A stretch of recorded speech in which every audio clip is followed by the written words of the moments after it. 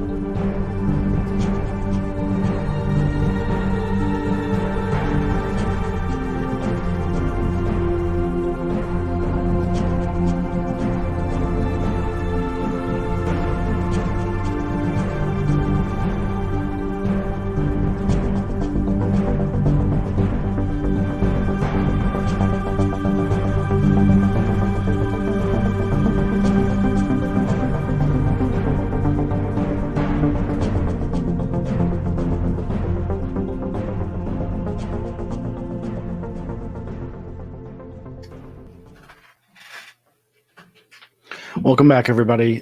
Thank you for staying with us through this fourth week of our Saturday Streamathon Emergency Fundraiser Series. This is, of course, a fundraiser to raise funds for the nonprofit 501c3 Scientific Anomaly Institute, aka the Anomaly Archives.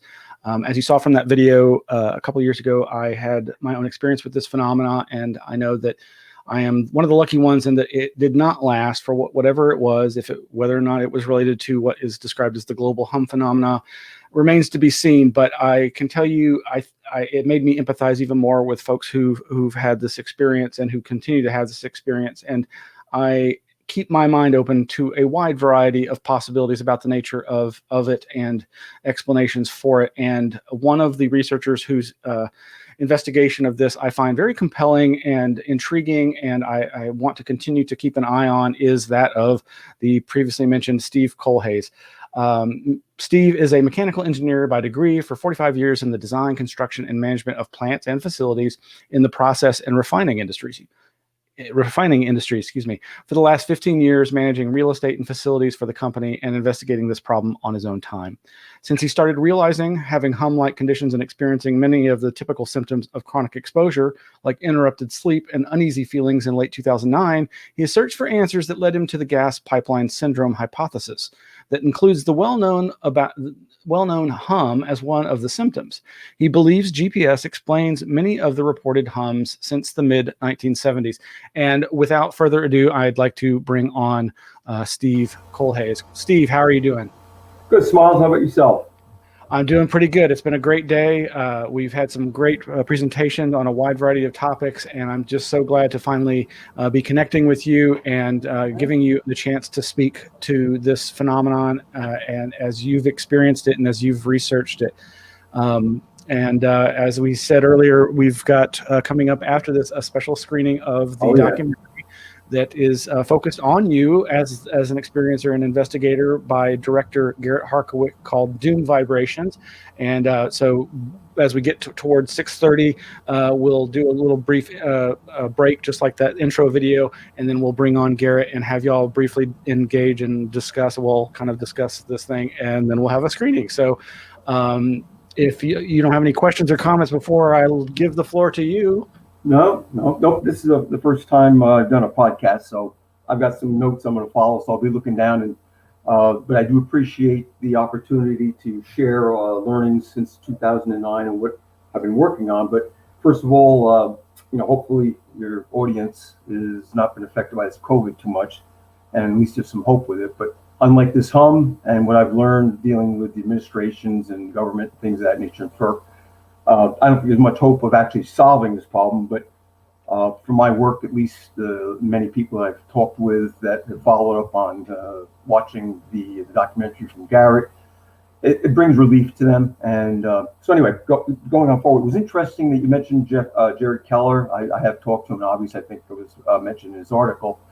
Obviously the important stuff for the media is kind of the sensational things that are out of my work. I'm not going to be going into those tonight, but I want to go into the basis of what my journey's been to get to the point where I'm smoothing this around a little bit here, to basically have confidence in what the gas pipeline syndrome is. And I'll shed a little light on within half an hour, because I can go on and on and on. And I promise not to, because I'll bore everybody to death. I'll shed a little light on maybe how some of the findings extend beyond just the facts of the science and my work on my type of hum, which is, I believe, because I haven't done a lot of travel on it around the country and around the globe, based upon interview with people and emails and pen pals and whatever you call it on the internet that used to be pen pal, internet pals.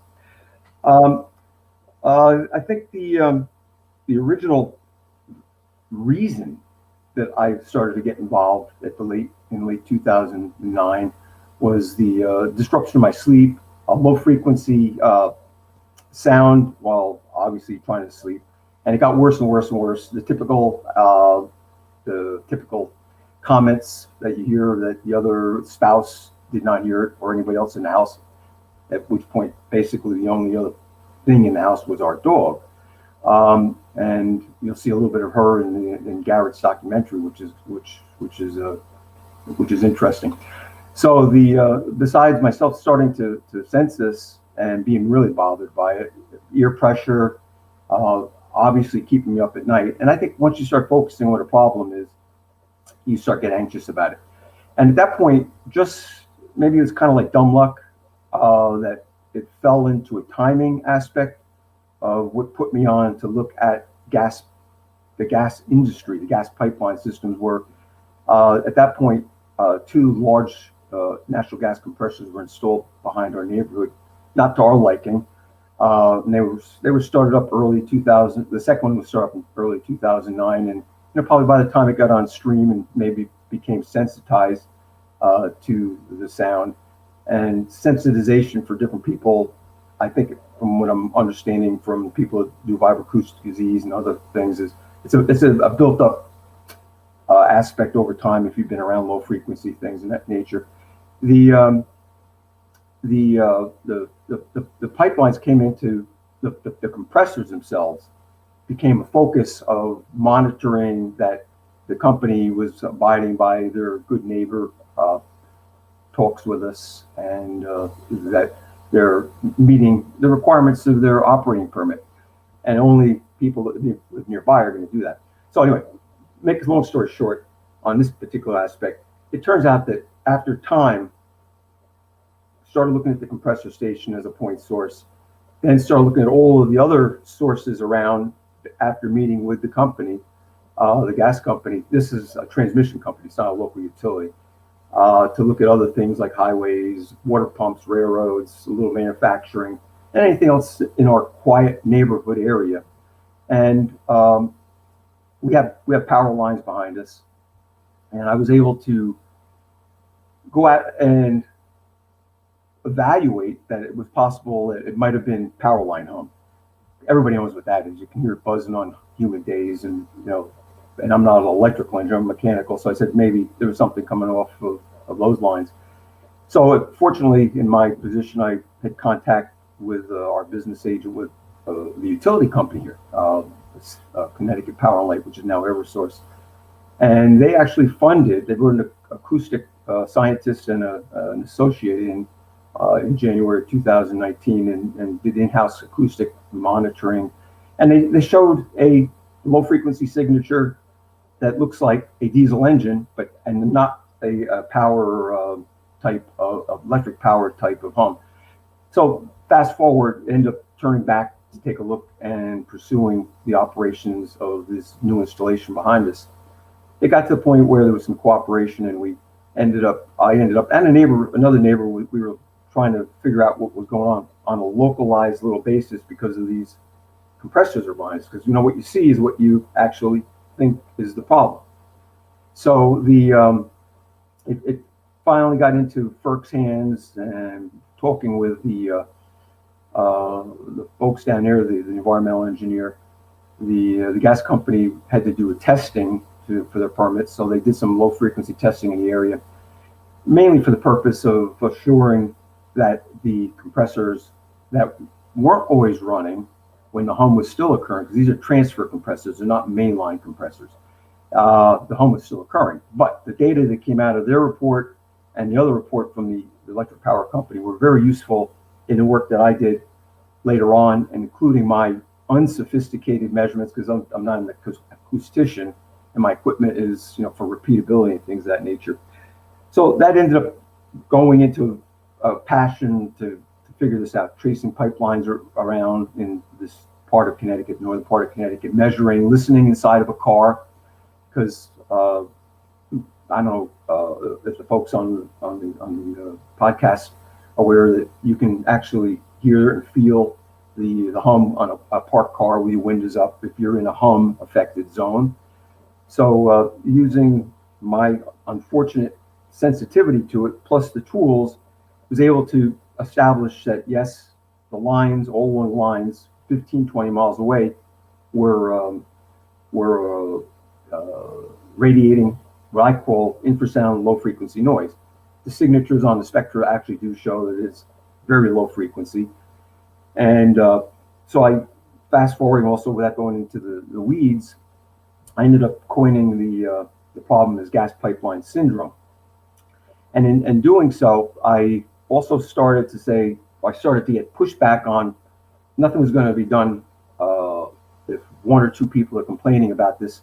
As you can see around the country, there's lots of complaints, and probably the only one or two times anything's been done is Tahoe's hum with the governor down there, I think it was Bill Richardson, where they came up with an inconclusivity down there, and then maybe the Kokomo hum. And Windsor hum has gotten some notoriety. Two universities looked at it, and I've actually looked at the reports, and I do have a difference of opinion of what the residents there have, but that's not the purpose of this call either. So the gas pipeline syndrome got put into place because of that. And part of the gas pipeline syndrome was looking at the possibility beyond my particular problem with it, which I was pretty rest assured from measurements and doing attenuation measuring and spending hours driving around, computer programs, a new computer and all that. I started to look around on the internet to find out what other people were having problems. And I think the first article I came across was this guy in Sunnyvale, California, along the same line as San Bruno. And he was reaching out to his buddies and things like that. And I don't know how it got posted, but he was talking about this low frequency sound. And so that's when I finally started to learn you can find out points, look at where they are on the government maps in the United States. It's simple to do, and I focus my work on the United States, but check randomly outside the country.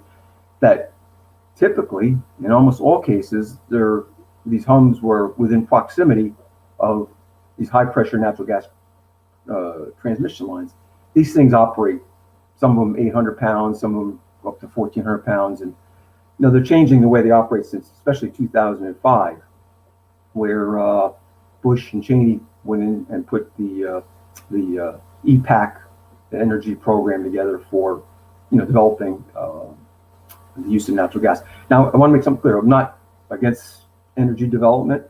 I haven't had any funding on doing any of this work, and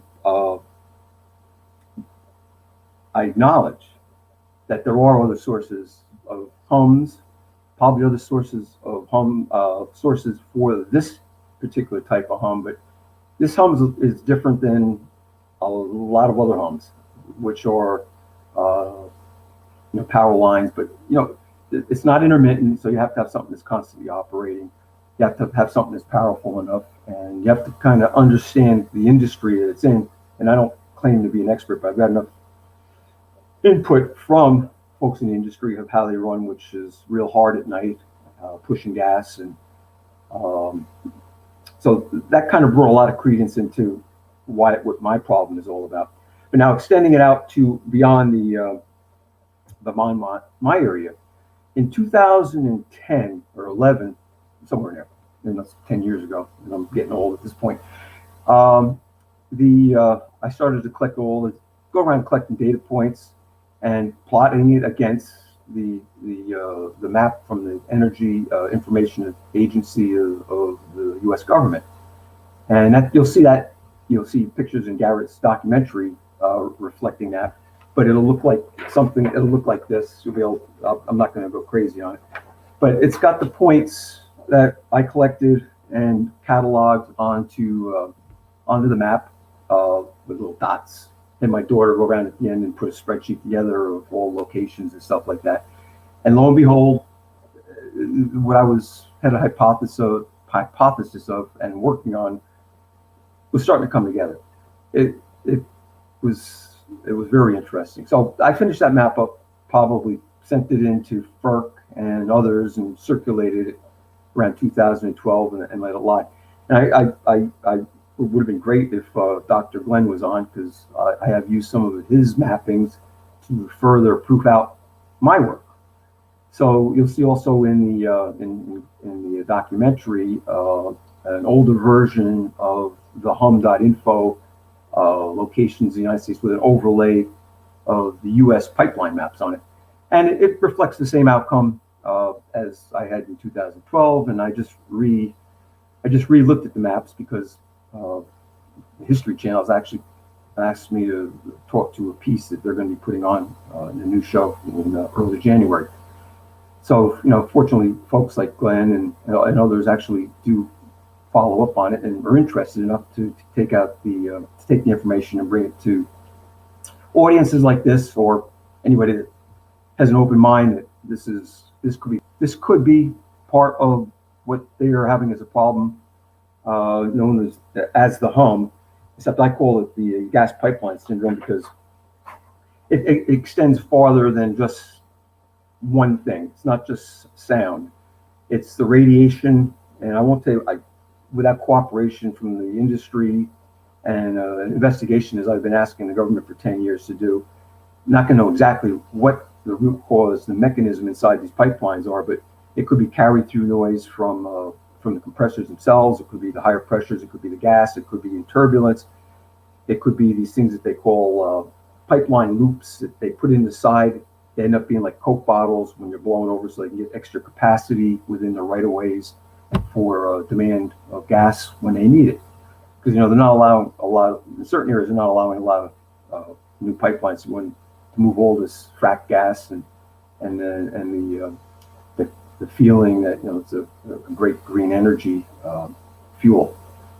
But that's I'm that's not my I'm all supportive of the energy belt, but I have my own opinions about certain other things.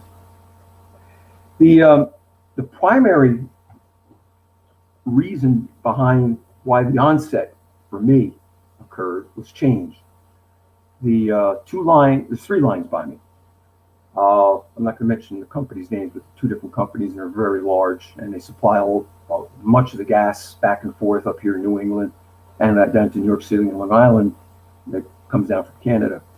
The other ones are from New Brunswick and then up from Texas. And gas is changing the way they move it. What brought this all on was the amount of change that occurred at that period of time, and I started sensing this problem. And typical problem sensing, problem solving techniques are you have to ask yourself what the problem is, and then go get the data, which took a lot, and then start evaluating it. And it comes to be that in case even in many other areas, the gas systems have been changing and how they operate and what they do. And systems that were as quiet for years and decades all of a sudden start to act up.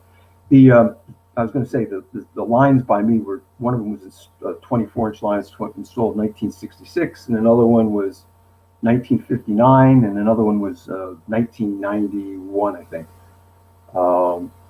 And to shed a little bit of clarity on the change and what's going on in Britain, and there's this guy by the name of Hugh Witherton. I may be pronouncing his name wrong. Back in the late 70s, he hypothesized, or he thought it could have been the pipeline grids that had been starting to be installed and operated to bring North Sea gas into England, getting away from the way they used to have gas, which was local coal gas that they would make and distribute it, within a region. So now they have this humongous gas industry up there from North Sea gas. Plus, I believe they bring a lot of LNG into these lines. So they're probably pushing these lines, and that's when the hum started up there in England. So the change of that is what I believe is leading to all this. Now, mapping efforts and all that, you got to always suspect yourself of, that you may be wrong, and I'm sure I'm not right on everything, especially the consequences of it on human health and mental issues and the nature. I think I saw you mention one aspect about Newtown in there with Lanza. There's a lot of work that still has to be done, regarding that, to see if, in fact, there's some contributor factor to this line that was 500 feet from this kid's house. But there's also a lot of work being done by a lot of other researchers on the effects of infrasound and low frequency noise in a chronic exposure setting in residential settings. Back in the maybe 25, 30 years ago, some scientists, including Mariana Alves Pereira out of Portugal, did a lot of work on aviators, where they came up with the coined a phrase called vibroacoustic disease. So my work pulls off a lot of subject matter experts and touches on it. And I haven't become an expert in it, but there's enough that I study to raise a lot of questions about what is this causing on mental health. Obviously, people are having, they're losing their sleep. They're having migraine headaches. There's many more people have migraines. There's an epidemic of vertigo. Ear ringing. How many advertisements we see on TV about putting juice in your ears, or this stuff's going to fix your ear ring? Well, to address, I think it was the gentleman or lady's comment about the high pitch. My wife hears it as a buzzing sound. She doesn't hear the low frequency sound. She hears it as like ear ringing, let's say. When I'm in a situation where the conditions get very intense, I'm looking at my clock over there, where it gets very intense, my ears will start ringing. And the thing is, tinnitus, from my understanding, doesn't go away. This, if I go to a different setting, especially out of the area, but definitely out of the home, or my office where I was 15 miles away, where this really started to come together, this problem is a lot more widespread than just our little local neighborhood here. But get out of those areas, the ringing goes away, or if the hum becomes less intense. The conditions of hum are low frequency sound, but there's also vibration, chest pressures on your ears. There's many different aspects to it. And really, so the chain of causing the hum is the radiation of low frequency sound. Everybody knows elephants can communicate 100 miles away by low frequency sound.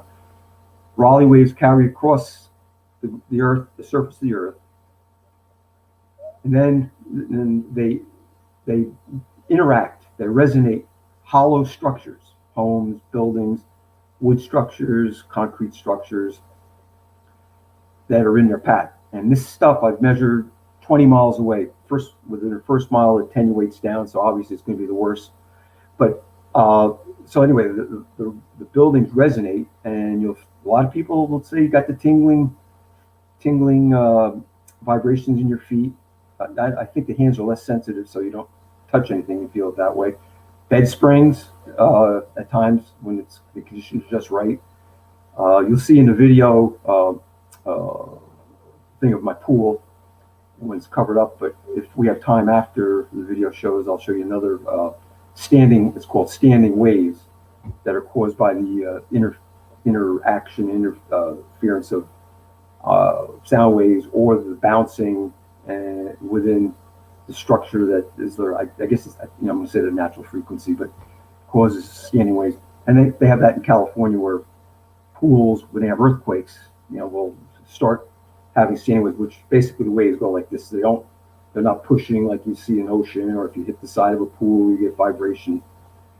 So it's interesting what I've learned about all this, but there's still a lot more to do.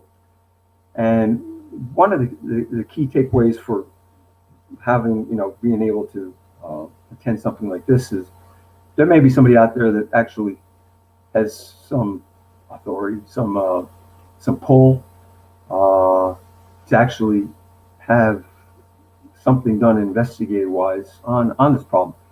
Right now, a number of folks have called me, and one gal in California, and an old lady up in Massachusetts, who are really suffering from what appears, they fit the model.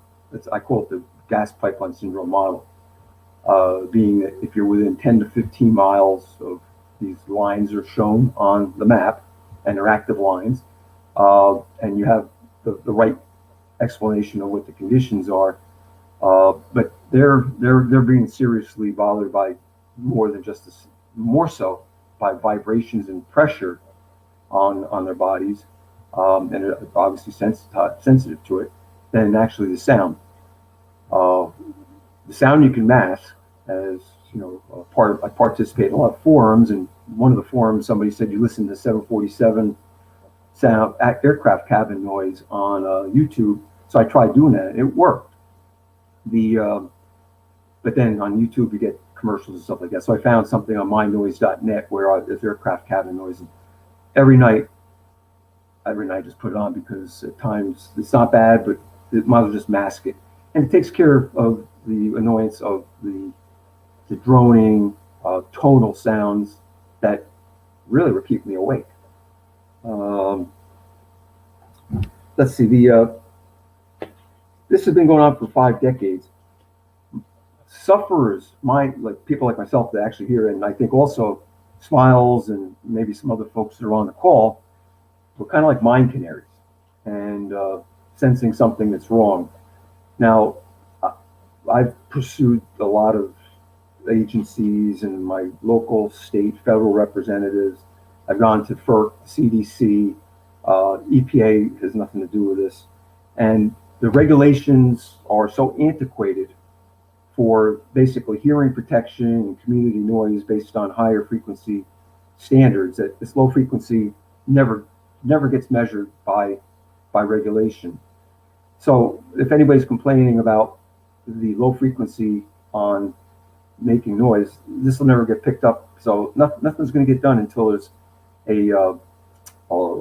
let's say a critical mass of sufferers that come out and speak up and get in the media and contact the representatives and refer to the guy in Connecticut who's taken this all the way through FERC, who's actually gone in and spent a lot of money, filed legally, and then was dismissed based upon regulation, with FERC basically saying that they don't dismiss the fact that it may be occurring, but based upon regulation, who I was accusing of causing this, they don't have to do anything, and they won't until they're forced. So I see I'm running out of time here, Smiles. So I'm going to leave it at that. Okay.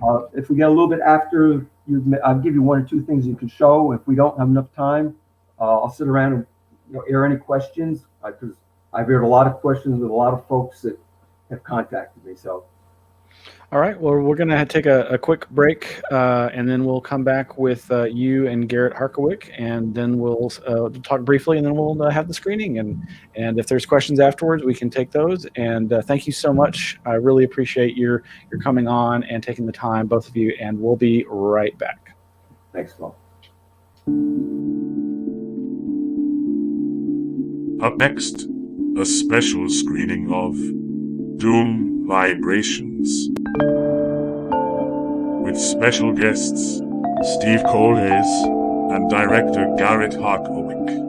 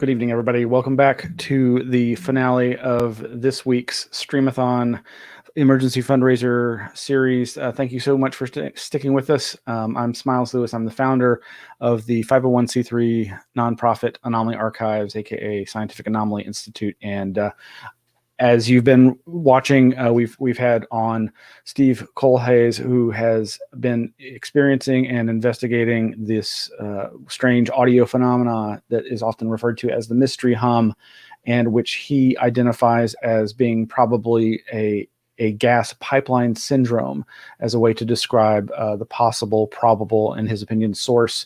I find this a very compelling interpretation of the data, and I think it's worth looking at further. And so without further ado, I do want to bring on our new special guest, that is Garret Harkawik, the director of the Doom Vibrations documentary that we'll be screening momentarily. Hey, Garret, this is our first time meeting. How are you doing? I'm good. How are you doing? I'm doing pretty good. We've had a nice day of interesting information, very anomalous data from a bunch of anomalous researchers, and I think Steve is definitely an interesting addition to that.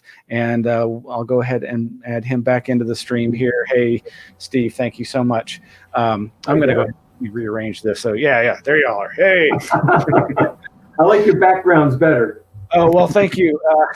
It's a little jumbled, or too much stuff in some people's opinion. But yeah, I love a lot of stuff on the walls. But thank you so much for joining us. So I do want to start with some basics. Like Garret, obviously I don't really consider this phenomenon to be paranormal, but you've done some work.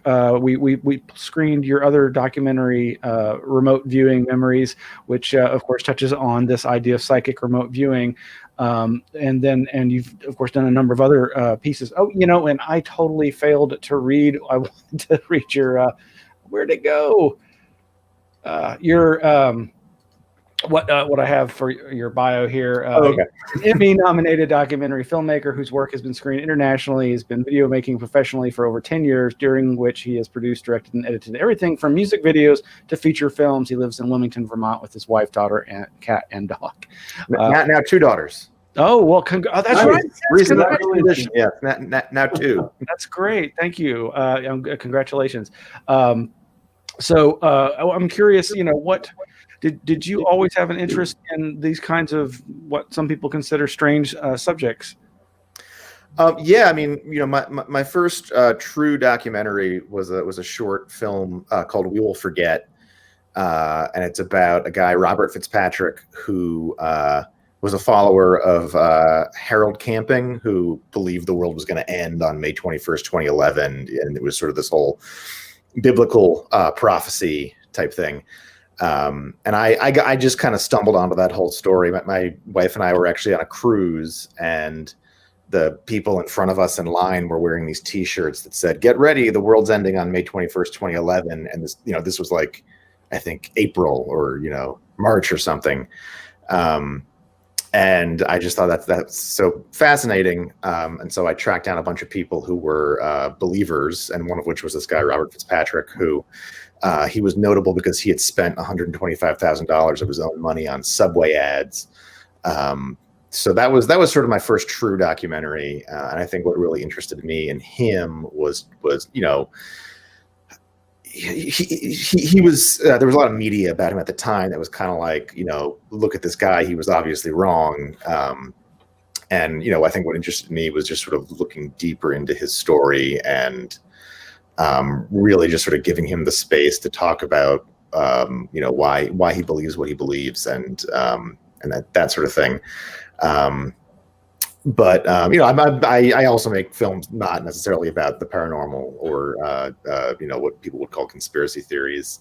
But the film of mine you showed last week, Remote Viewing Memories, was an entirely archival documentary that I made basically because I was in a thrift store and I found a VHS tape that had this long, unedited interview with Ed Dames, the founder of SciTech, and that was sort of like the first step in amassing all this archival materials to sort of tell his life story in about I think it's like 16 minutes long, trying to condense 30 years of history into a short period. Well, interestingly enough, at least one of our attendees had been like, "Hey, I got trained by him," and was very excited to be. Oh, really? Seeing this, and this, of course, was followed. We followed. This was following a presentation by former military remote viewer, good friend of ours, Paul H. Smith. And I'll just say, Ed Dames has a reputation that is not necessarily very positive. And this person was like so excited, like, "Oh, I got trained by him." And then by the end of it, they're like, "I think I need to reevaluate my thoughts on this person." But it was. I really liked. I thought that video was a great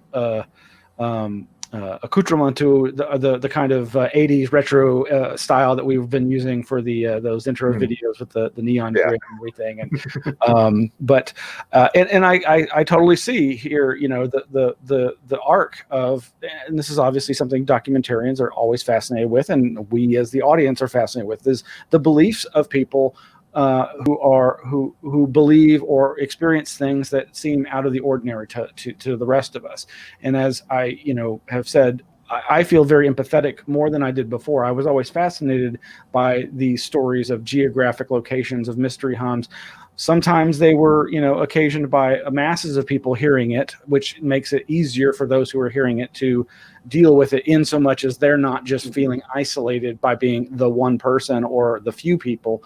But sound being what it is, it can be very individualized, and this phenomena seems to, as with my approach to all these other strange phenomena, I tend to look for a multidisciplinary approach and try to often think in terms of, well, maybe there's not just one cause or source for all of these experiences that people are having. And I think Steve kind of touched on this as well. So what Garret, what led you, how did you meet Steve, or how did that partnership come about for this film? Sure.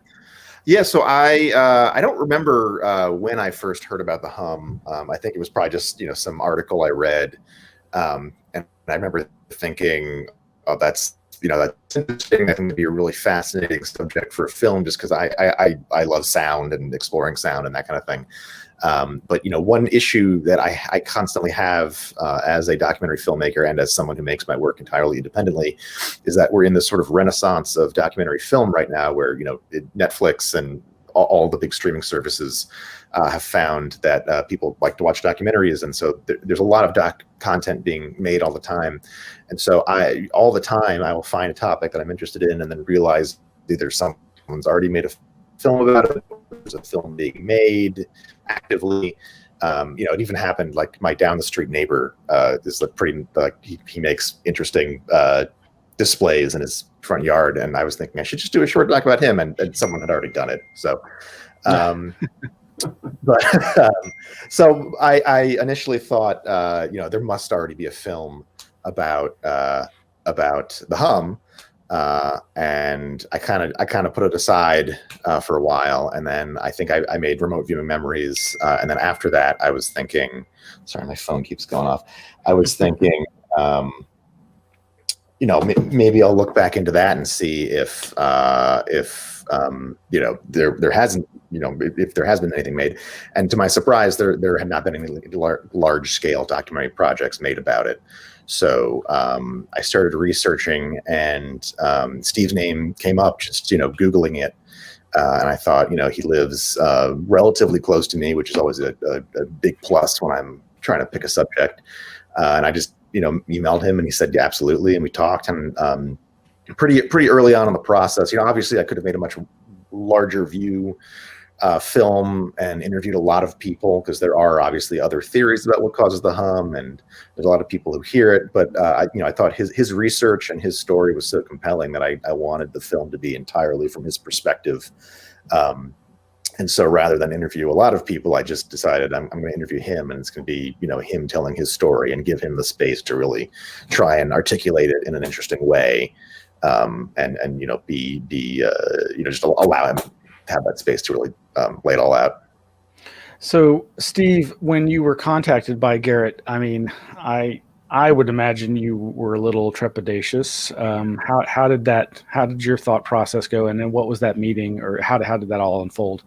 Well, let me do a little side note for you right now, because one of the aspects of doing all these sidebar research projects, including the thing with Newtown and Aaron Alexa and a whole bunch of other things. It goes all the way into the honeybees and stuff like that. But you remember I said infrasound, low frequency noise, in the paranormal world, and I've never experienced it, but apparently there's feelings when you go into certain places that sound very similar to somebody being exposed to infrasound, low frequency noise, and having the knowledge that this is being widely distributed around.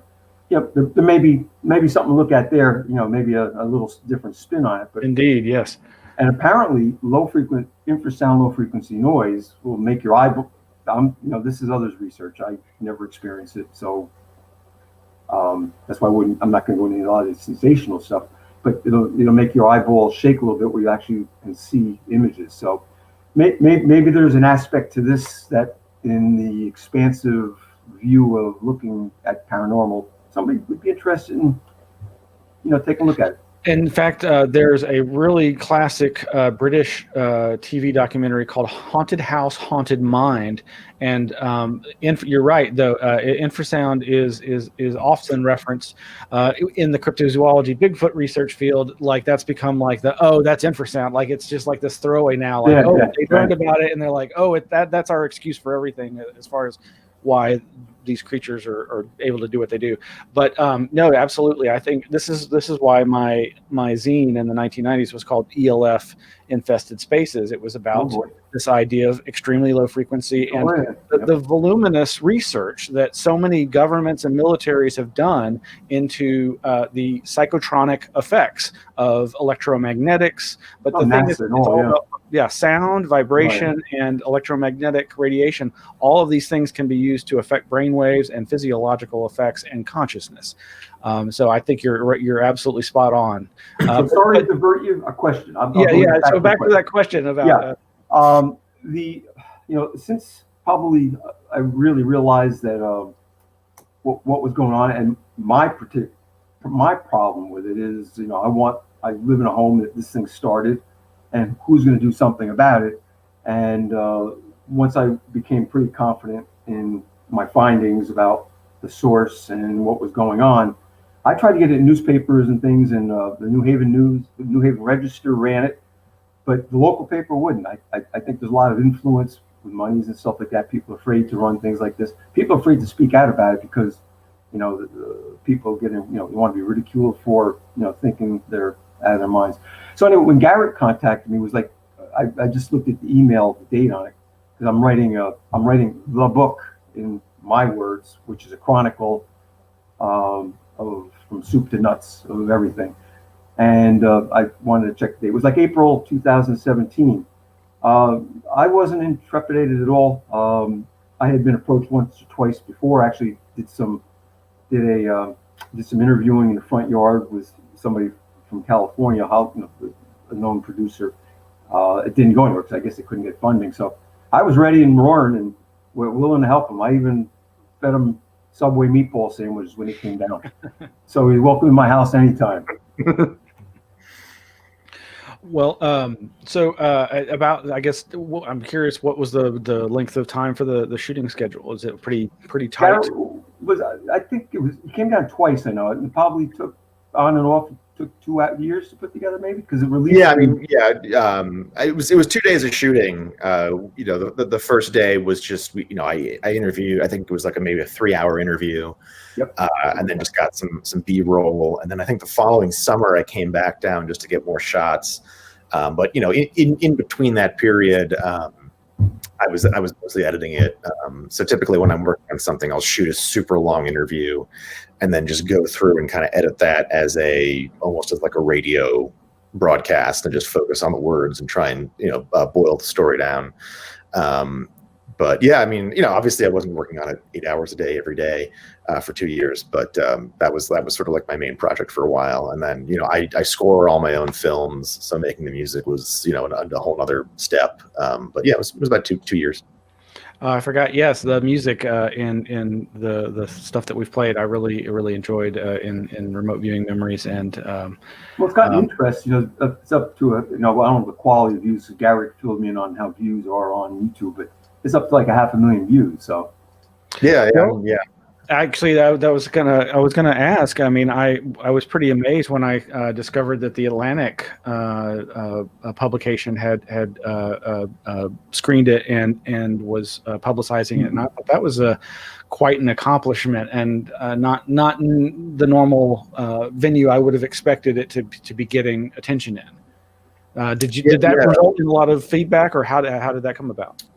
They had a long-running series of short documentaries called Selects, and so I got in contact with them and just pitched them the film, and they really liked it, and which I was like really pleasantly surprised by that. Obviously, I think it's probably had the biggest reach of any film I've done in terms of like people actually seeing it. And then the response, for months I was getting a ton of emails, ranging from. I think I forwarded all the best ones to Steve, but constructive ones, saying thank you for making this film. I suffer from I hear the hum, and it's great to know that all that stuff. And then on the other spectrum, I was getting a few emails of people being like, "You're an evil government, shadow op." Or something. Yeah, this is not you're a theorist thing. It's for real. Yeah, for the most part, it was a really wonderful response. I'm glad to hear it, and I take it. Well, I don't want to put anybody in an awkward situation, but Steve, I mean, you seem very satisfied with the end result. You seem to think I was thrilled by it. My wife told me I said something in one of the shots when I was a little noisy, and I said something, so I got in trouble for that. But that's okay. It gives the flavor that it's. I'm just kind of a renegade, not a professional at doing this, but I got enough knowledge to, put pieces together. What it comes down in this whole aspect of it, it's so fragmented, is you have to have somebody that can kind of facilitate, pull a lot of stuff together to make the story, because there is no book on this. And as far, they try to do it in Australia, there's, over in England, you got Jeff Leventhal, and nothing's ever come out of anything conclusive. Taos, nothing came out of the Kokomo hum when they felt that and I've actually talked to the contractor, the consultant who did the work up there, and was going to have them down here, but I couldn't get the funding from the town to do it. But they thought that they had solved the problem in Kokomo with some sort of foundry for a fan. Well, the Kokomo hum is still alive and very, very active to today, so they didn't find the root cause. It was great to see how well received, and I'm not used to being on TV or whatever this whatever this format is called. And Garret, again, not wanting to put you in an awkward situation, but I mean, what do you make? I mean, obviously you found Steve to be an interesting subject and the subject matter to be interesting, but what was your takeaway with regard to this phenomena on a greater scale? So I don't hear the hum myself. And as I was working on the film, anytime I would like hear a rumbling sound, I'd be like, "Oh God, I'm finally hearing it. It's here." But No, no. I think ultimately for me, the heart of the story was how I related to it was Steve spent 10 years working on this gas pipeline syndrome, putting this all together, and just hoping someone would listen and care, basically. And he hasn't had a huge wide there isn't wide acceptance yet, but he has helped a lot of people on an individual level. And I definitely respond to that in terms of my own process of filmmaking, where I'll spend years working on a project, a short documentary that doesn't get a huge amount of distribution or whatever. But what keeps me going is like the one email I'll get that's like, this film really meant a lot to me, or something along those lines. Well, and that's part of why I really wanted to include this in the Streamathon is I mean, again, not to drag in all of my paranormal subject matter, but I mean, to me, part of my mission in life, as I've been fascinated by these various wide array of anomalous phenomena, is wanting people to feel comfortable speaking about strange experiences and not being ridiculed, to try to pull away that laughter curtain, to try to get people to be more empathetic to others' experiences, especially since so much of this stuff can be very disconcerting and very upsetting, and have very significant mental and physiological effects. And I think, again, Steve's referencing of VAD, vibroacoustic disease, and my referencing of all the psychotronic research that governments and corporations and the military have been doing for so long. There's long been plenty of research into deleterious effects and positive health effects in some cases of these various types of phenomena. And I think it's just really important to do what we can and to make it easier for people to have these conversations, and to hopefully get authority figures to be more engaged in trying to come to a solution for that will help people. So,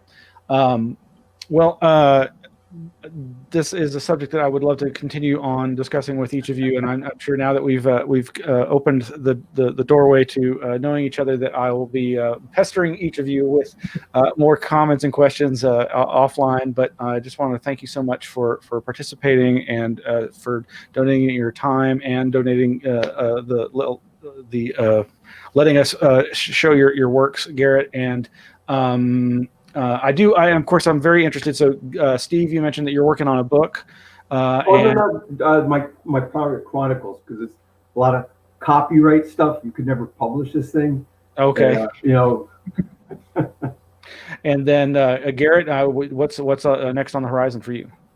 Earlier this year, I put out a new short documentary called A Very Large Gesture, which was about a guy up in northern Vermont who had a long-standing feud with his local development review board, which is the local government body that approves building permits.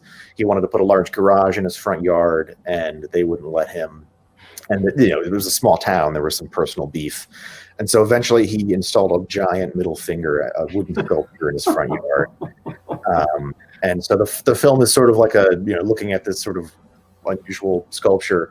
But then I also went a little deeper and explored the long-standing feud between him and the town. And, he had made some threats in the past, and the story, than just sort of the goofy, like, local news angle. Wow. And then I'm also working on another documentary that I think I'll have done next year that I don't want to say too much about, but it's about someone with a local government conspiracy that turns out to be completely true. Wow. Yeah. Ooh. Conspiracies, they're real. They are. Yes, we're colluding right now. So the documentary is about 25 minutes long. So you're welcome to stick around. I don't know how much feedback or question and answer they'll be at the end, but if you're around for that, we'd love to engage a little bit on that. And thank you again so much for participating. And I guess I'll go rev up the virtual drive-in and get the screen ready. So thank you so much, both of you. I really appreciate your participation. Yeah, thank you. This was great. Yeah, thanks for having me on. All right, folks, stay right there. We are about to enter the virtual drive-in, and we'll be getting this going here, I think, any second now. And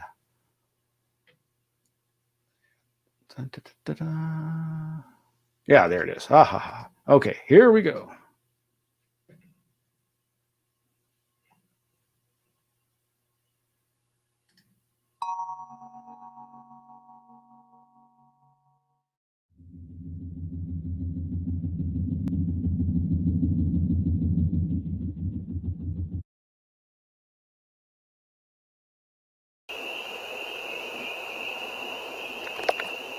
Quiet, dead, still night now.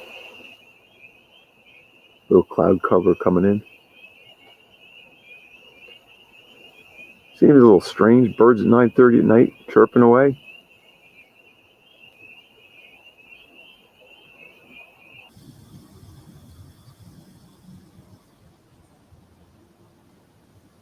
I have to think that the dog started to sense something wrong at the end of September, early October of 2009. This is totally unlike her. She won't go upstairs. She's fearful of something. She was always very sensitive to thunder. So she's one of these dogs that shakes and fears when you don't even know it's coming. She can move from spot to spot. 1 minute, one spot, another minute, another spot. Trying to get away from whatever she's afraid of. The symptoms that she was experiencing inside the house of her with her tail between her legs, walking around at 11 o'clock at night, just, in kind of a fearful position, was not like her. So it changed something in her demeanor, yeah. We took her to the vet.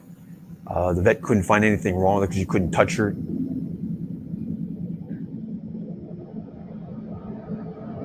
We ended up putting her on doggy Prozac to calm her down.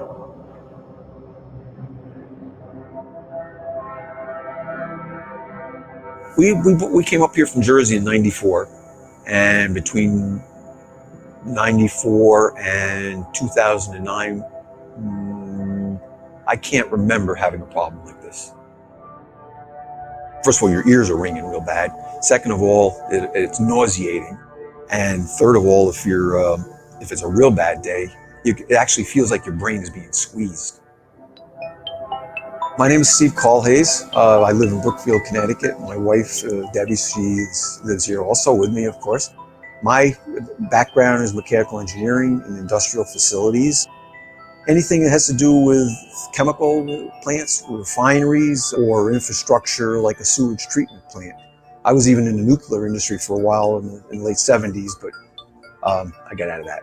All right, I'm in the corner here, and the rumble is apparent. As far as data goes, this is part 1B, let's say. You got the buzzsaw hum in the house, and you got this low-frequency rumble, which is what's contributing to the sitting in that chair and den you can't sit in, as other people are also having the same problem. When you end up having issues that are really strange, vibration problems in systems getting resolved, corrosion problems and things that you say shouldn't be corroding, but they corrode. There's weird things that happen, and this whole thing that we're talking about here is a weird thing that's happening. And it's called the hum, so we'll just say the hum from here on in.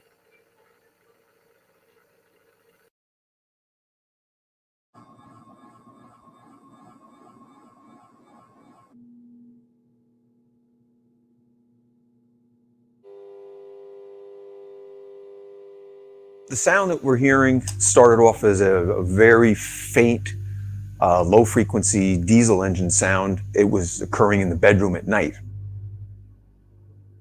Probably 4 or 5 nights of a constant issue going on.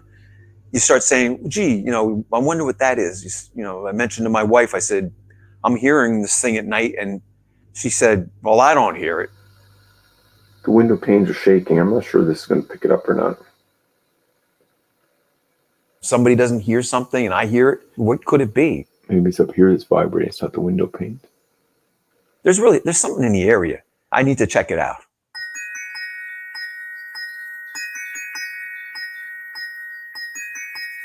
So at that point, you start going out and you start searching for what it might be in your little area, walking out in the backwoods and all around. It wasn't anything just a simple walk in a park through the phragmites and through the swampy areas and through the skunkweed, the ferns, branches, trees down. Ended up taking a bat with me. Lo and behold, outside, you weren't picking up anything, the human ear. So at that point, I started to say I needed to get some sort of acoustic measuring tools, some software programs and some sound meters.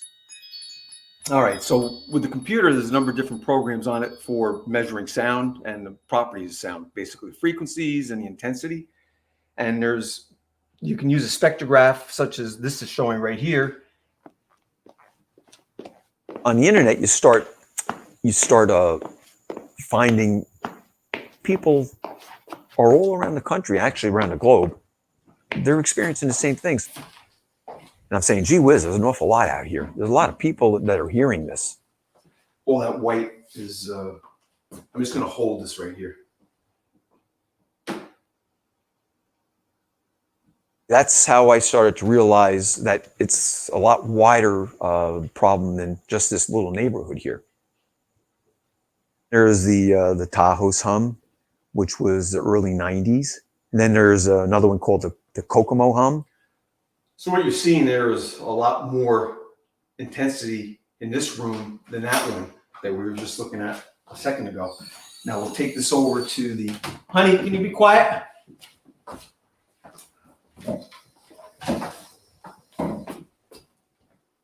There's one in Seattle called the Vashon hum. It's an island. There's lots of them. Not seeing much of a difference here. I think the oldest one I can find is the Bristol hum.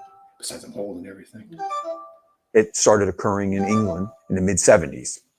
It caused a lot of commotion in the media over there, and people had theories. And there was even one guy, Hugh Witherton, who suspected it might be the newly installed gas transmission grids that they were installing, or high pressure gas lines. A lot of the media started covering it that people putting tinfoil on their heads.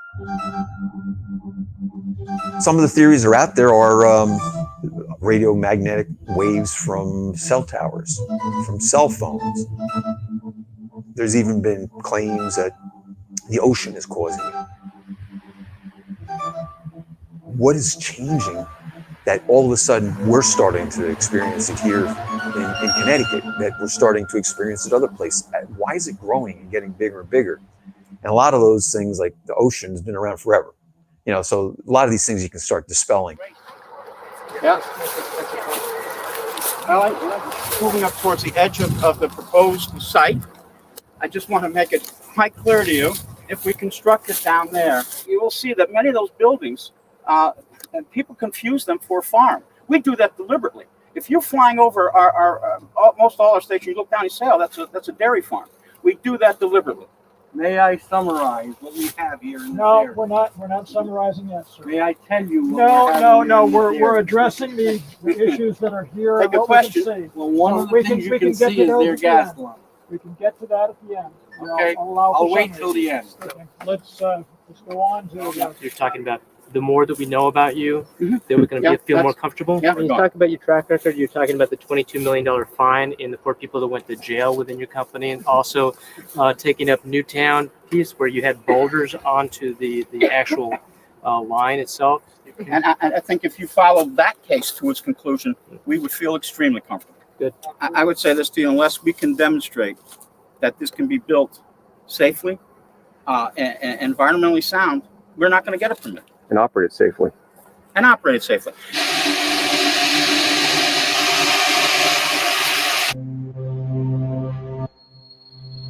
They had built these compressors behind the house. I was thinking that because of the timing of that occurring is why we were starting to sense the low frequency sound. This is June Lee's house. Okay, we're recording. What numbers? Tell me what you're reading. We'll record it here. Put your light on it. This is 62, now 55. Okay. That's 73. Oh, hold Okay, on. we have to stop talking. Put your flashlight quickly on it. That's what I need right there. When I visited with the compressor people over here, we went to the site. The day there was hum occurring in my home here, but they weren't running the units. So they suggested that, gee whiz, you got power lines here, you got a railroad line here, you got a pond there, maybe they got some pumps in it. You've got maybe some industry, a little light industry that's up the street, and you've got Route 84, which has traffic on it. You need to go take a look at all of that. The area had just gone through a major change in the gas pipeline system here, the high pressure natural gas systems as part of the expansion. So I started to follow the gas line. It was a suspicion that it had something to do with these systems and them changing their operating conditions. And it was a matter of, maybe it was dumb luck, but I'm an engineer and I'm in somewhat of an allied field. So I kind of had an idea of what was going on. You would look at the maps where the information is available from the government, and you pick your points out and make a little grid. You would just randomly even stop, safe places, of course, where it is, and you do your measurements. And you find out where there's repeatability, and you find out there's a lot of repeatability, but in that repeatability, you find out where the intensities are. Yeah, so you basically get out and you do a lot of driving. I gotta adjust this deep thing. This is on Donovan. The house over there. Just met Dan and his wife, and they live a long line. Nice folks. Confirmed they have the hum in the garage. I didn't put them onto it too much. I want them to hear it at this point. I was probably getting up at 9 o'clock in the morning, getting on the road at 10, going around northern Fairfield County, over into New Haven County. 6-7 hours on Saturdays and Sundays. And then during the week, spending an hour or two collecting and putting the data together, trying to pull data off of the internet of where the hum was going. Everybody thought it was weird. It became pretty apparent. It wasn't just this little localized point source of the compressor station here. It was all these linear sources of pipelines around. And I did a lot of pipeline chasing, a lot of measuring. 28 degrees out this morning. This is under the deck. Let's see. Okay. We're getting the noise playing now. Let's go to A. If you were to go out and be on top of these lines, there's no vibration, and you say to yourself, gee whiz, I'm not hearing nothing. Playing in the background. Low frequency doesn't shake a line like you would think, you shake water. Sound will radiate through a pipe without vibrating it. What you need a structure. When you make a small knocking on the deck, the water, about a second or so later, actually reacts as far as a surface wave. Maybe it's not the ground that's driving the water to shake and vibrate. It may be the resonance of the house at the different modes. Houses and vehicles, they all have a natural frequency. They have a frequency that they'll resonate at. So what will happen is these long wave sound waves interact with the resonant frequencies of structures. It's not a stand. In the living room. I'm not making this up. This is studied by people that do acoustic design for homes and all this kind of stuff. The panels in the house, they'll act like bending beams, and they'll generate a low frequency sound.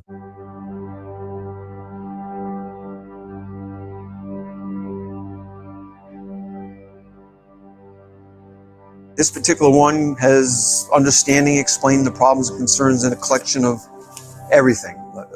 Major works, the hum and analogous sound heard around the world, the data from the consultants that when they were in the home and when they were in the area, the draft reports of sound measurements around here, the massive amount of paper between these volumes is huge.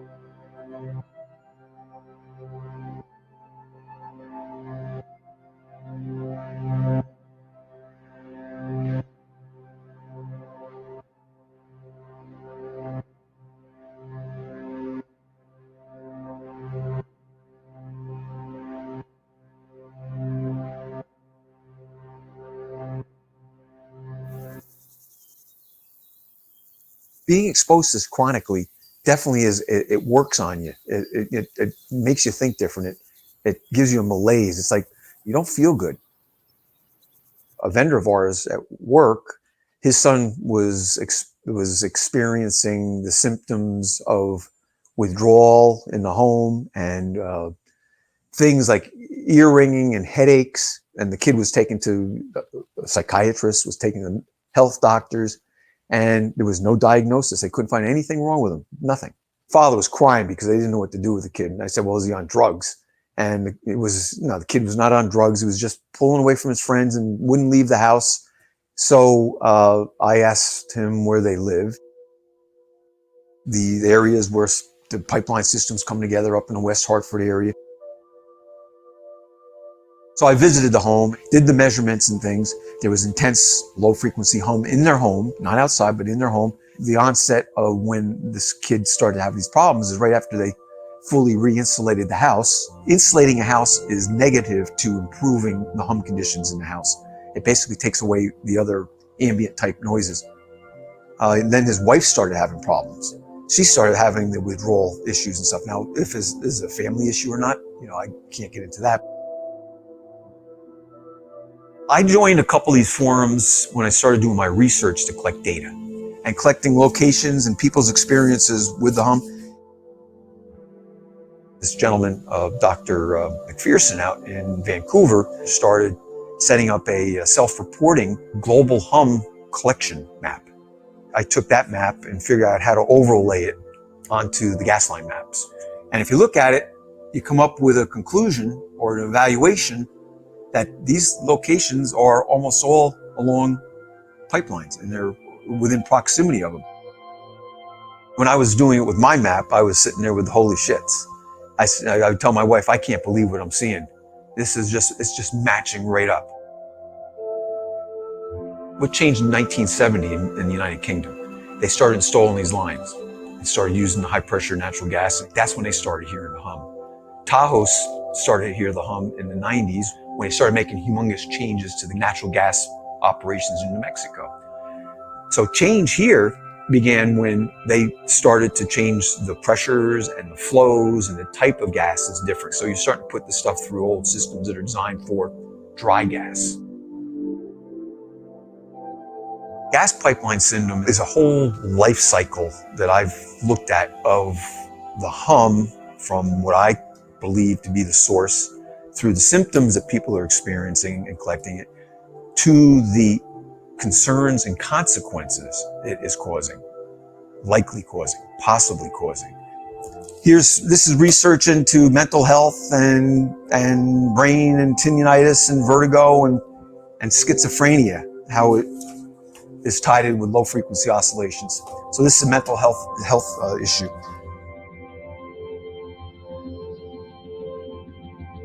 What is occurring in society as this hum seems to be worsening? With all of the escalation of Alzheimer's in the last 10, 15 years, all the escalation of autism, and we all know that there's rage and there's all this other crap going on that's not good. And then you also look at what's going on in nature. What's happening to the things in nature, such as the bat problem, the bee problem, the colony collapse disorder, the fish dying in Arkansas, the birds crashing together, the lobsters in Long Island Sound. That takes you through the full cycle of gas pipeline syndrome. Gas pipeline syndrome is something that needs to be reckoned with. This one over here has to do with when I came and supplied a bunch of information to the state police as part of my data research and chasing the pipelines around the area. In 2010, I did the mapping of the pipelines. I did the measurements, as I mentioned before. Went all the way from up in Litchfield County, all the way down into, to here in Brookfield, down towards Danbury. Fast forward, we go into 2012, and it had been kind of easy, low levels, as my logs will show, until about the beginning of December of 2012. And then all of a sudden, like around December 6th or so, the conditions were horrendous in here. And I can remember texting a pretty bad, worded email to FERC saying that, these conditions were so extremely bad, it was unbelievable. And on December 11th or 10th, I sent them another email saying, well, it's a little bit better, but it's still horrible. These conditions, they had dropped off a little bit. And then that infamous day of December 12th came by, and Sandy Hook happened. 2 days later, I said, gee whiz, I was around that area, did a lot of testing, and let me check my records. So I checked the records, and lo and behold, in the neighborhood where they had done all this, the hum conditions were bad. Maybe this kid was affected by something like this because those lines and problems were going on in that town. I sensed it, and the measurements are all there to, I wouldn't say prove it, but somebody's gonna say, how can you really prove it? So for a month and a half, I basically I pondered, what should I do? Should I get a hold of anybody, do anything about this? Do I think I'm crazy or anything? In early February, I put a summary together with all the evidence and the facts and dropped it off down at the state crimes unit. And they looked at it and they didn't throw it out. The only other information outside of what the state police had developed themselves that was released to the public was my information. It was all part of the release to the public. And the Newtown B wrote a whole article on it and stuff like that. And there were a lot of positive responses about maybe we really do have a problem. But that didn't even excite anybody that it needed to be looked at.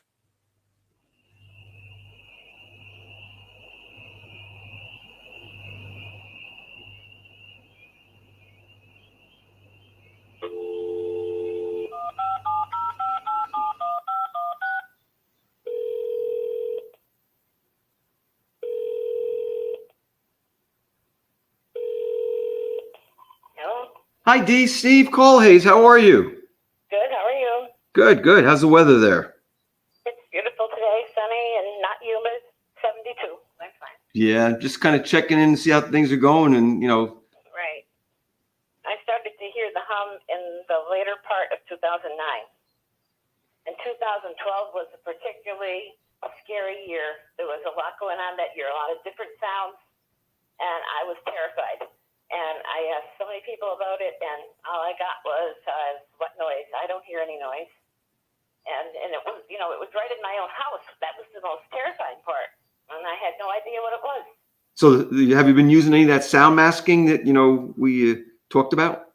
I did. I used the My Noise. I prefer to listen to the ocean waves.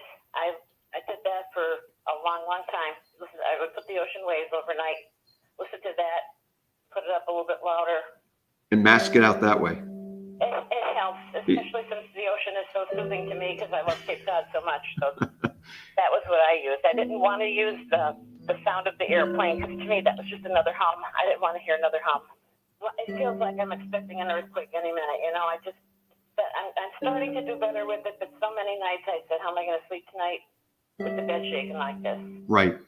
How can you feel well when you're always stressed out? And the worst part is that I had nobody who heard it. Nobody that I could talk to. And it's That's why it was such a milestone for me when I found you. Some people will come in and they'll talk to me because they know they can. right. We're open, and they know we're not going to criticize them or poo-poo them. We know what it is. I mean, I feel sure we know what it is. We just have to get other people to listen to us and believe us and do something about it.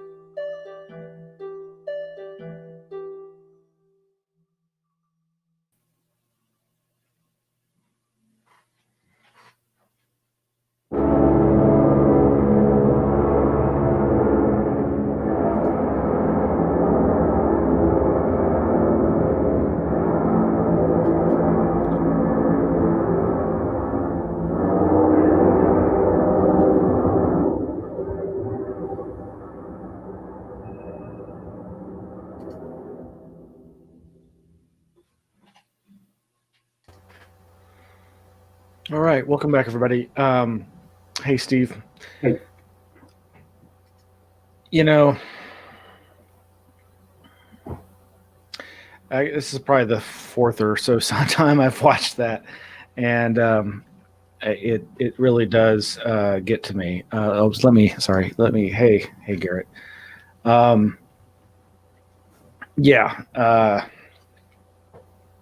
It gets to me. Like I said, I was definitely more empathetic, I think, because of my own experience, whether or not it has any relation to this, though there are gas pipelines right near my house. But as I've explained, I thankfully only experienced it for a very short period of time. And I'm hesitant to say that I experienced the same thing as Steve or these other folks, only because that's my kind of agnostic approach to everything. And I said I wasn't going to touch on the Newtown aspect, but yeah, so did I. Yeah, and then you did, and then I forgot it was in the film. And yeah, I did too. I just will say, you know, I'm sensitive to that issue for a variety of reasons, not least of which is I am a survivor of a mass shooting from 1979, a very little known San Antonio parade shooting. All that aside, I do really thank you, Steve, for submitting your data to the local authorities. I don't know whether it's relevant or not, but it seems like it should be considered, and that's what you, I think, were moved to share that information with them. And I know, I mean, I think you say it was partly to see if because you think that there could be a connection, and because it seemed like that. Surely that would get people to think about this. One of our listeners, and actually our tech assistant volunteer, is there any current ongoing research into how these sounds might harm people either physically or mentally? And I think I know some of the answers to this, but I'll leave that to you, Steve. I think there's a lot that's going on about the research into it. If people are skeptical about the outcomes of it, it's another story. As I mentioned, there was this research work that was done by this Portugal group, who I do stay in touch with one of the principals that was on that team. And it was about low frequency sound, vibroacoustic disease, they ultimately termed it, but it was chronic exposure to it in an industrial setting with in aviation and pilots and things of that nature. And they've recently, were working in other, the few that are left doing it, I think, are working in other arenas, wind turbine, and they're like me, they're not against things. It's just, if you got a problem, it needs to be investigated and fixed.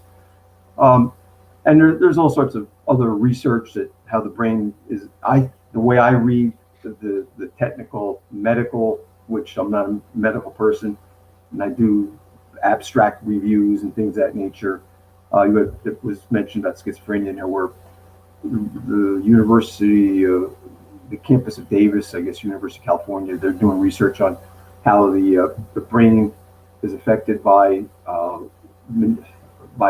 disruption of the synapses or something like that. And it could be, and I have to stretch it and say, well, if you have these inanimate mechanical forces, which sound is, affecting your body all the time, it is getting into your senses. I've heard where deaf people actually will sense the hum. So it may not only be through the ear, maybe through the bones. One gal out in California has pressure on her. It's vibrations that bother her. But I do believe there is work going on with infrasound and low frequency noise, how it does affect the body. But the revelation about this is, you can do all the research you want in a lab setting, but how is it getting into people's houses? How is it getting into people's lives where it might be affecting them? So the research could say, yeah, we go into a lab and all this stuff is going to, have a problem on your body, short term and long term. Cortisol levels and things of that nature. We all know cortisol affects your heart rates and things of that nature. But the revelation on this is, what's the delivery mechanism for putting this into people's lives? And that's, I think, where my work really comes in to say, this is what you need to look at. And there's enough evidence that I was forced to do to try to convince the authorities, who could care less. Who really, I don't know if they cared less, but I think there's pressures not to go after this for whatever reason. So there is work on it, and there's lots of publications, and there's more. And I have in my work, I've actually found where, on an annual basis, the amount of papers, good or bad, that are published on low frequency sound research have exponentially escalated in the last 10 years. I don't have a copy of it in front of me, but just trust me. If somebody put me on the spot, I can pull it up real quick. So I don't know if that answers the question. I hope it gives a little light on it. I think it does. I think, what I was going to say is I feel confident, as you've expressed, that there is lots of research going on into this. I don't feel like, other than the few specialized people who are experiencers who have a vested interest, so to speak, with investigating it, like yourself and was it Dr. McPherson that we've both referenced, and McPherson has a very different interpretation, and he's come to a different conclusion. Actually, I've been surprised at where he's gone with this, and I had submitted my own report to his global map hum project, and unfortunately it got deleted in various updates. Not really sure the nature of that, but I think there's a vast difference between.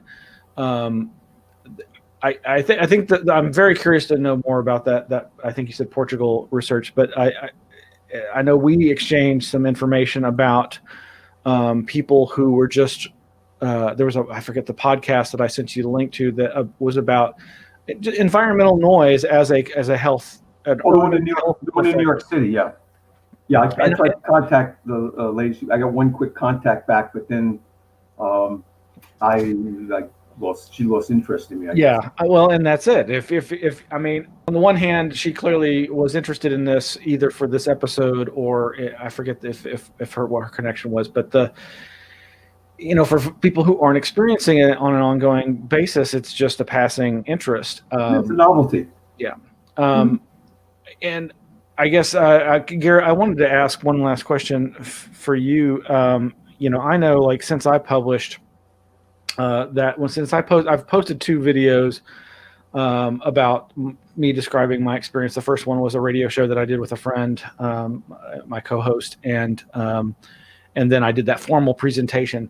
And not unexpectedly, I've had a few inquiries from people through those videos, and I don't want to mischaracterize people, and I certainly understand that folks who are undergoing stressful situations can come across as a bit out of sorts. But yeah, there was a quality to some of the communications that made me go, yeah, I don't know if I really want to respond to this person, because I'm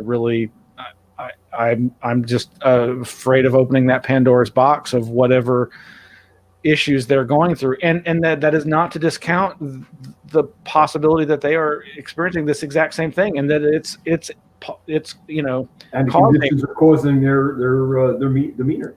This is a problem, and all these strange phenomena that I traffic in and am interested in, is you just never know chicken or the egg when it comes to these the mental issues and so that's why I've been very pleased to see your rational approach to this, Steve. But Garret, did you similarly, have you had a number of people? And I guess the question goes to you as well, Steve. But Garret, have you been? I know you mentioned being accused of being an agent and whatnot. That's just kind of part of the course, right? Yeah, that was just a few emails. For the most part, it was a lot of people.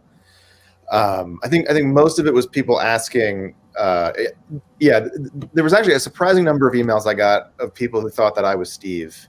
Asking for help. How do I get rid of the sound? And I was kind of like, well, I'm not Steve. So pass them along.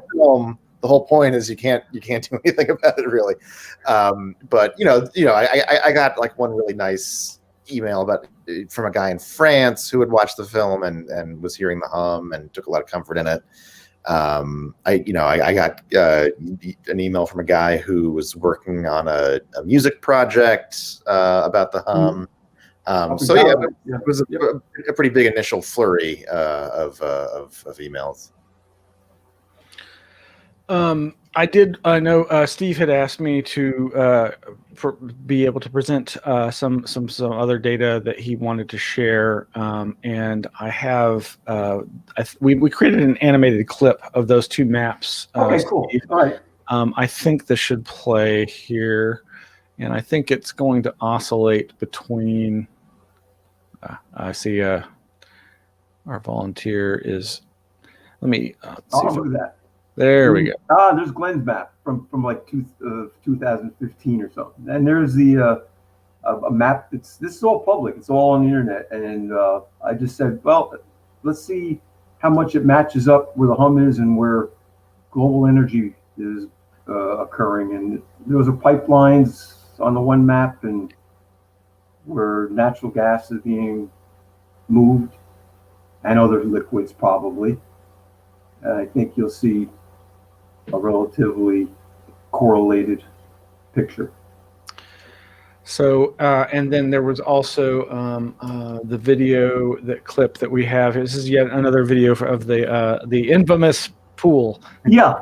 I wanted to show the standing waves that Garret had the pool being flat there, but I wanted to show the interference pattern of standing waves without the cover on it that I've filmed over and over and over. Now the pool blew out 2 years ago, so it won't happen again unless I put a 24-foot diameter. Garret knows the pool. But anyway, it's just another effect saying something weird is going on. All right, well, here's that clip.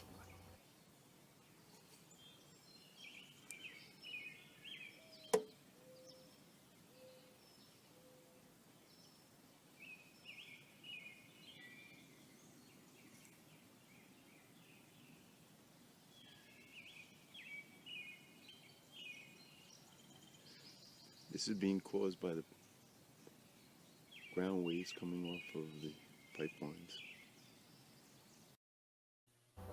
Oh, sorry. Yeah, and so we were all muted during that. Sorry, and I forgot that it was going to overlay on top of us, but I thought it would take us away. It's water is a great medium to illustrate acoustic phenomena. Just as a random aside, another vibratory sound related phenomena that I am fascinated by is what's called cymatics, CYMATICS. If folks have never seen, I referred to it in my paper. Shapes and things. Absolutely. It's amazing. I've seen some amazing videos of old cymatic experiments where you see these amazing patterns in. I guess the most famous video is this lycopodium powder. I don't know exactly what that is, but on a membrane. And but the point being, again, that we are saturated in vibration and energy waves, and whether they're auditory or electromagnetic or some other types, and these can have beneficial or deleterious physiological effects. No doubt. This is why I've been fascinated by this subject for so long, even before having these experiences myself, and learning so much more about other experiencers like yourself. So I don't think there's any more questions in the chat, but I just, again, thank you so much for coming on. I really appreciate it. I really look forward to our continued conversations and the continued work of Garret. And I can't wait to see what you do next. And Steve, I really want to keep in contact and see where this all leads, and hopefully it will lead to authority figures taking it more seriously and perhaps actually coming to some conclusions about the nature of it, and hopefully getting some people some much needed relief. So exactly. Well, thank you for having me. And Garret did a great job on the documentary, and thank you for the second baby. Thank you. Yes, congratulations. All right, folks, this has been the 4th week of the Anomaly Archives Fundraiser Streamathon, and we really thank you everybody for their donations. We are still on our way towards the $20,000 goal for our annual budget.